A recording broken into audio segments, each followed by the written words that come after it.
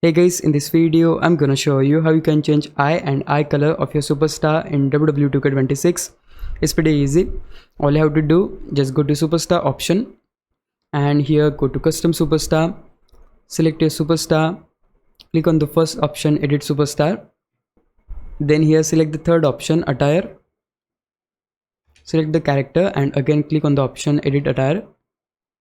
Now on this window we need to click on appearance, and if you go on the first option here and facial parts, you're gonna see the option to change the eye color or eyes.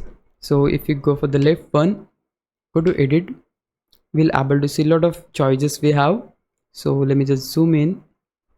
Okay, and just choose the eye whichever you like. Let's say we go with this one. So whatever color you like, you can just choose that. Let's say I want to like change this green one. I need to select that first and then we'll able to change that color. So I guess red would look good, so we'll just select that, select accept. Now this time I want to choose the black one, like want to change it to white.